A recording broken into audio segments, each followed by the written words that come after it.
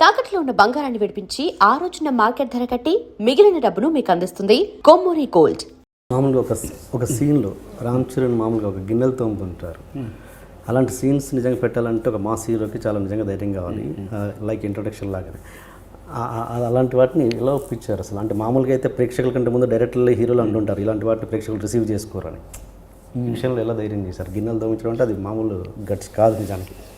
అంటే అంత కష్టపడ్డాడు, అంటే అహర్నిశలు కష్టపడడం ఉంటుంది సార్. ప్రతి విషయాన్ని అంటే ప్రతిదీ తను చేశాడు. అంటే అంత డౌన్ టు ఎర్త్లో ఉన్నాడు. అంటే క్యారెక్టర్ మట్టిలో అంటే మట్టికి చేరువుగా ఉంచడం అనమాట క్యారెక్టర్ని చేయించడం. గొప్ప విషయం అంటే అసలు చాలా ప్రాక్టీస్ ఉన్నట్టు, ఇంట్లో రోజు తోముతున్నట్టు. అందరూ కూడా ఎంత అంటే షాక్ అయిపోయాము ఇలా చేసుకుంటూ.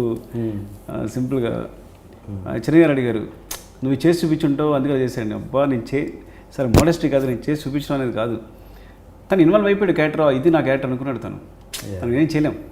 ఒకసారి తన క్యారెక్టర్ ఓన్ చేసుకున్న తర్వాత వాళ్ళందరికీ అలా అనిపిస్తాయి. నేను ఎన్నిసార్లు చెప్పినా చిరంజీవి నమ్మట్లేదు, నువ్వు చేసి చూపించడం అందుకే చరణ్ అలా చేశారంటారు. సార్ నేను అసలు చేయలేదు సార్, తను కూర్చొని షార్ట్ చేసేసి జస్ట్ అసలు వంట వండడం కూడా చాలా ప్రాక్టీస్ ఉన్నట్టు చేస్తున్నాడు. సో ఒకసారి క్యారెక్టర్ ఓన్ చేసుకున్న తర్వాత మేబీ అంటే తనకి అలాంటి విషయాలు పాత్ర కడగడంలో ఎలాంటి అనుభవం ఉండకపోవచ్చు. కానీ మేబీ అది ఫీలింగో లేకపోతే ఎక్కడైనా చూసున్నామో లేదా ఎక్కడైనా మైండ్లో ప్రింట్ అయిపోవడమో ఇటు సహజంగా వచ్చేస్తుంది. అంత సహజంగా కుదిరాయి, తనే నిజంగా కడుగుతున్నట్టు అంత సహజంగా కుదిరాయింది. నాకు తెలిసి రామ్ చరణ్ ఇన్ని సినిమాలలో ఎప్పుడు కూడా ఇంతగా రియాక్ట్ అయ్యి ఉండకపోవచ్చు. బహుశా సక్సెస్ని ఎంజాయ్ చేయడంలో కావచ్చు, ఆ పాత్ర విషయంలో కావచ్చు. ఎలాంటి ఎమోషన్ని పంచుకున్నారు మీతో ఆఫ్టర్ దిస్ సక్సెస్? ఇంకా తను అంటే ఇంకా అది చెప్పలేను. బయటకు రాగానే ఆ రోజు కలిసినప్పుడు ఇంకా అది మాటల్లో చెప్పలేను అనమాట. తను నన్ను చూసిన విధానం కానీ, పట్టుకోవడం కానీ, అంటే హక్ చేసుకోవడం కానీ ఇంకేం ఎక్స్ప్రెస్ చేయలేకపోయాడు. I think is very happy. అంటే ఏదో ఒక ప్రత్యేకమైన అనుబంధం ఏర్పడింది ఇద్దరి మధ్య తెలియకుండానే ఈ సినిమా వల్ల. Okay okay. ఏం నెక్స్ట్ చిరంజీవి గారితో తీస్తున్నారా? నేను అది రిమోర్సా లేదా నిజంగా మీరా? లేదండి, సైడ్ అయ్యేసరికి చాలా టైం పడుతుంది కదా. అదే సైడ్ తర్వాత చాలా టైం పడుతుంది. అంటే ఇప్పటికైతే అలాంటి ప్రపోజల్ అలాంటిది ఏమీ లేదు. బికాజ్ నేను ఆయన అంటే చాలా ఇష్టం నాకు. అలాంటి అవకాశం మాత్రం వదులుకోను కంపల్సరీ. అండ్ హీరోని చెవిటివాడిగానే పెట్టడానికి ఏదైనా రీజన్ ఉందా? వేరే అదర్ పెట్టకుండా చెవిటివాడిగానే పెట్టుకోవాలని కథపరంగా ఇంకా ఏదన్నా అనుకున్నారా ముందు? చెవిటివాడు కాకుండా ఇంకేదన్నా అంటే అంటే ఒకటి ఇలా పెట్టడం వల్ల నేను ఒకటి అనుకున్నాను ఏంటంటే, ఫస్ట్ ఆఫ్ ఆల్ ఊళ్ళో డిజబిలిటీ క్యారెక్టర్స్ చూస్తుంటాం ఏమంటాం. అంటే డిజబిలిటీ క్యారెక్టర్తో కథ చెప్పినప్పుడు అది చాలా అంటే వాడి స్ట్రెంగ్త్ చాలా కనిపిస్తుంది. వాళ్ళు చాలా స్ట్రాంగ్గా ఉంటారు. ఏదైనా డిజబిలిటీ ఉన్న వ్యక్తులు చాలా అంటే మిగతా సెన్సెస్ అనేవి చాలా స్ట్రాంగ్గా ఉంటాయి. ఏదో ఒక చిన్న లోపం ఉంటే కనుక మిగతా సెన్సెస్ అనేవి చాలా స్ట్రాంగ్గా ఉంటాయి. సో అలా చెప్పినప్పుడు ఎప్పుడైనా లోపల కనిపించిన హీరోయిజంగా కనిపించింది. అదే అంటే అలాంటి వాడు కొడితే ఎలా ఉంటుంది, అలాంటి వాడు మాట్లాడితే ఎలా ఉంటుంది, అలాంటి వాడు విలన్ డీల్ చేస్తే ఎలా ఉంటుంది. సో ఇవన్నీ కొత్త అనిపించినప్పుడు ఎక్కడ ప్రతి సిచ్యువేషన్ని కూడా అది ఉన్న నార్మల్ సిచ్యువేషన్ కూడా కొత్త సీన్ చేస్తుంటుంది అలాంటి క్యారెక్టర్ పెట్టడం వల్ల.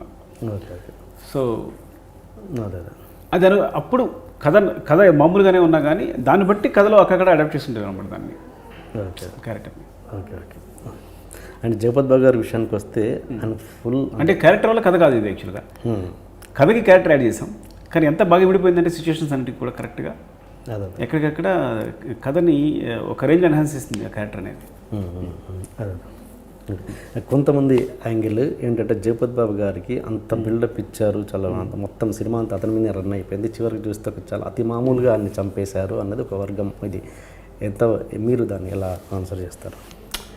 అంటే జగత్తుని పాముకి రిఫరెన్స్గా తీసుకున్నాను, సేక్ రిఫరెన్స్ తీసుకున్నప్పుడు ఏంటంటే అలాగే చంపించాలనుకున్నాను. పావును కర్రతో కొట్టి చంపుతాం కాబట్టి ముందు నుంచి కూడా హీరో పావును వెతుకుతున్నాడు. ఆ పావును వెతుకుతున్నప్పుడు కూసి ఎలా కనిపించిందో అక్కడే తన వెతుకుతున్నప్పుడు తన అంగి బనియన్ కనిపిస్తుంది. సో దాని నుంచి ఒక పుట్ట లాంటి దాంట్లో తను ఉంటాడు. సో తను కొట్టడం కూడా క్రూరంగా అలాగే కొట్టాలనుకున్నా. అయితే కొట్టేటప్పుడు ఏంటంటే ఇద్దరిని తను ఎలా కొట్టాడో చూపించవచ్చు, కానీ సాధారణంగా మనం పాముని కొట్టేటప్పుడు పాముని కొట్టే వాళ్ళని కలిపి కంపోజ్ చేయలేం. కరెక్ట్ అంటే పాము కొడుతున్న ఫీలింగ్ రాదు అలా కొట్టిస్తే. కరెక్ట్.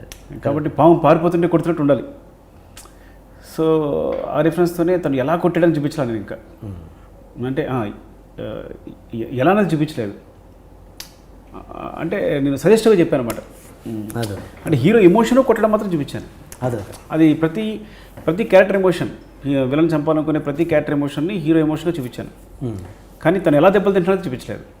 అంతా అయిపోయిన తర్వాత తను పడిపోయి ఉంటాడు, అంటే ఎలా దెబ్బలు తిని ఉన్నాడు అనేది ఓపెన్ చేశాను అనమాట. యాక్చువల్గా ఆ అవకాశం మాత్రం పాము రిఫరెన్స్గా తీసుకున్నాను కాబట్టి స్ట్రాంగ్గా పాములాగే చంపాలి, పాములాగే చూపించాలి, డెత్ కూడా పాములాగే ఉండాలని చూపించాను అనమాట. మేబీ అందువల్ల డిసప్పాయింట్ అయ్యి ఉండొచ్చు, కానీ నా థాట్ ఏంటో ఫస్ట్ నుంచి అలా కంటిన్యూ అయింది కాబట్టి దాన్ని ఫినిషింగ్ ఇద్దాం అనుకున్నాను. వన్ నేను కొన్ని సినిమాకి మీరు మొన్న ఏదో ఇంటర్వ్యూలో అన్నారు, ఆ సినిమాకి నాకు టైం దొరకలేదు, నాకు టైం దొరికి ఉంటే కనుక అది ఒక బ్లాక్ బస్టర్ అవ్వాల్సిన సినిమాని ఫ్లాప్ చేశాను, నా చేతి ఎట్లారా అని అన్నారు మీరే. అంటే ఏది ఒకటి రెండు ఎగ్జాంపుల్స్ చెప్పగలరా అన్నారు సార్, జస్ట్ ఫర్ ఆడియన్స్. అంటే టైం దొరకవచ్చు బ్లాక్ బస్టర్ అనేది ఒకటి ఏదో ఎస్కేపిజం. ఇప్పుడు సమయానుకూలంగా ఏదో ఆన్సర్ చెప్పేసి ఉంటాను. అంటే నాకు ఎందుకు ఆ సినిమాని హిట్ చేసే సినిమాని ఫ్లాప్ చేసే సినిమాని బాగా కలుగుతుంటుంది. ఇది నా చేతిలో ఉంది, ఇంకా నేను కొన్ని చేసి ఉండొచ్చేమో అనిపించింది. ఒకటి నాకు ఎగ్జాంపుల్ బోర్డు టైం ఇచ్చారు. ఎగ్జాంపుల్ ఏంటంటే దాని ఇంకో వెర్షన్ ఉంది. కొన్నిసార్లు ఒక సీన్ వెర్షన్ మొత్తం మార్చేయచ్చు. ఓకే, దాని వెర్షన్ అంటే ఫస్ట్ హాఫ్ అంతా అయిపోయిన తర్వాత ఇంటర్వెల్కి యాక్చువల్గా హీరో అంతా డ్రామా ప్లే చేసిన కూడా ఒక వెర్షన్ ఉంది యాక్చువల్గా. దాన్ని బట్టి అంటే అదంతా తనకు ఆ ప్రాబ్లం లేదు కానీ ప్లే చేస్తున్నాడు అని. ఓకే, ఎక్కడ నేను ఏమనుకున్నాను, ఎమోషన్ సైడ్ వెళ్ళిపోయాను. అంటే ప్రాబ్లం లేదు అంటే ఏదో ఎమోషన్ మిస్ అవుతుందని చెప్పి, కానీ హీరోయిజం చాలా బాగా పెరిగేది. నేను ఆ వెర్షన్ చెప్పినప్పుడు ప్రొడ్యూసర్ రామ్ గారు నన్ను గట్టిగా కొట్టేశారు, కొడుతూ ఉన్నారు, బాగా అంటూనే ఉన్నారు వెర్షన్ చెప్పినప్పుడు. అంటే నేను కనీసం ఏదో ఇంకొక 2 సీన్లు ఎక్స్ట్రా తీసి ఎడిటింగ్ టేబుల్ పైన ఒకసారి ఇదిలా అయితే ఎలా ఉంటుంది, ఇదిలా అయితే ఉంటుందో చూసుకునే అవకాశం ఉండేదేమో అని ఏదో ఎస్కేపిజం. కానీ ఎందుకో నాకు ఇంకా బాధ ఏంటంటే హిట్ కావాల్సిన సినిమా నా చేతులారా ఫ్లాప్ చేస్తేనేమో, అర్థం కాకుండా చేస్తేనేమో, లేదా కొన్నిసార్లు ఏంటంటే లెంగ్త్ కోసం, ఈసారి లెంగ్త్ కోసం పర్టికులర్గా కూర్చోడం కూడా కారణం అదే. మనకి లెంగ్త్ కోసం చాలా చోట్ల కట్ చేస్తే నేను మేబీ దానివల్ల అర్థం కాకుండా పోయిందేమో అని ఫీలింగ్ వస్తుంటుంది. చిన్న 2-3 సెకండ్ల కోసం చాలా లేపేసి లెంగ్త్ తగ్గించడం కోసం కష్టపడిపోయాను. ఈ సినిమాకి ఆ అనుభవం గుర్తుండి లేదు, ఈ సినిమా ఎమోషన్ని అలాగే చెప్దాం, ఉన్నట్టు చెప్దాం, అంటే ట్రూగా చెప్దాం కదని. అప్పుడు చూసినప్పుడు ఎలా రిసీవ్స్లో చూద్దాం, అంటే నేను ఆడియన్స్ గురించి అన్నట్లు, నేను చిరంజీవి గారు కావచ్చు, నా ప్రొడ్యూసర్స్ కావచ్చు అని. కానీ అలా ఉంచినప్పుడు చిరంజీవి గారు చూసి ఒక్క ఫ్రేమ్ కూడా తీయట్లేదని ఎప్పుడున్నారో కాన్ఫిడెన్స్ వచ్చేస్తుంది. చిరంజీవి గారు ఆ మాట అనకపోతే డెఫినెట్గా కొంత లెంగ్త్ లేపేసి ఉండేవాడిని. అయినా ఎంత తీసినా ఇంకా డిలీటెడ్ సీన్స్ ఉన్నాయంట, ఇంకా ఉన్నాయని విన్నాను. డిలీటెడ్ సీన్స్ అంటే వెర్షన్స్ వేరు. ఒక 2-3 సీన్స్ తీసాను నేను, తీసి ఆ వెర్షన్ వేరు, అవి తీసేస్తే ఈ వెర్షన్ వేరు, అట్లా అంత కామెడీ ఉంటుంది అందులో. ఆ కామెడీ తీసేసి మళ్ళీ ఆ సీన్ బిగినింగ్లు ఎండింగ్లు తీసి కనెక్ట్ చేశాను అనమాట యాక్చువల్గా. సో 2 వెర్షన్స్ నా దగ్గర ఉన్నాయి. ఒకటి ఫుల్ సెకండ్ హాఫ్లో ఎంటర్టైన్ చేస్తూ ఉండే ఒక వెర్షన్ ఉంది, అట్ ద సేమ్ టైం ఎమోషనల్గా కంటిన్యూస్గా కథే చెప్పే ఒక వెర్షన్ ఉంది. నేను కథ ట్రూగా చెప్దామని ముందు ఒక వెర్షన్ కట్ చేసేసి ఇదే అనుకుని అందరికీ, వాళ్ళందరికీ ఎవరికి కూడా తెలియదు ఇంకో వెర్షన్ అట్టు కూడా సరిగా. సో ఇదే చూపించాను అనమాట. ఫ్యూచర్లో ఇంకా సుకుమార్ గారి సినిమాలన్నీ 3 గంటలు ఎక్స్పెక్ట్ చేయొచ్చా? ఇంకా సినిమాని బట్టి అండి. ఇప్పుడు 100% ఉందనుకోండి 2 hours 15 minutes ఏదైనా కట్ చేసిన సీన్ తీసేసి కూడా లేదు. ఇప్పుడు ఆర్య ఉందనుకోండి 2 hours 15 minutes, 2 hours 16 minutes. So కథను బట్టి ఈ కథ ఇప్పుడు ఎమోషన్ చెప్పడానికి అన్ని కట్స్ చేసేసాం. అన్నం పట్టుకుని ఏడుస్తున్నాడు అంటే ఆ లెంగ్త్ ఉండాలి, అప్పుడే మనం ఫీల్ అవుతాం. మదర్ పట్టుకుందంటే ఆ లెంగ్త్ ఉండాలి సాంగ్లో కూడా, అంటే ఏ విషయమైనా సరే. కాబట్టి ఎమోషన్ని ఒకటి మాత్రం నిజం, ఎమోషన్ ఎక్కడ వచ్చినా కానీ అంత కొంచెం దాన్ని లెంగ్త్గా చెప్పాలని మాత్రం డిసైడ్ అయ్యాను. ఓకే, అది మాత్రం నిజం. అలాగని సినిమాని బట్టి లెంగ్త్ ఉంటుంది అంతేగాని ఈ కథ ఆ లెంగ్త్ని కోరుకుంది. ఇంత లెంగ్త్ ఉన్నా కానీ ఈ కథని పూర్తిగా చెప్పలేము. అంత 3 hours ఎక్స్పీరియన్స్ ఉంటేనే బ్రెయిన్లోకి ఒక నిండుగా ఉంటుందని ఫీలింగ్ అంతే. అంటే ఇది మీరు హర్ట్ అయినా ఈ ప్రశ్న అడుగుతాను, మీరు అంటే ఈ అర్జున్ రెడ్డి అన్నది ఇండస్ట్రీని ఆ విషయంలో ఏమైనా ఇన్ఫ్లుయెన్స్ చేసిందా? పెద్ద ఇన్ఫ్లుయెన్స్ అనేది డెఫినెట్గా అయ్యి ఉండొచ్చు ఎక్కడో బ్రెయిన్లో, బికాస్ ఆ సక్సెస్ అనేది మాకు కూడా అందరూ ధైర్యంగా ఉండొచ్చు, అసలు తప్పలేదు అందులో. అక్కడే ఇన్స్పిరేషన్ కూడా చాలామంది స్టార్ట్ అయ్యి ఉండొచ్చు. మేబీ అదే నాకు ధైర్యం కూడా ఇచ్చి ఉండొచ్చు కూడా.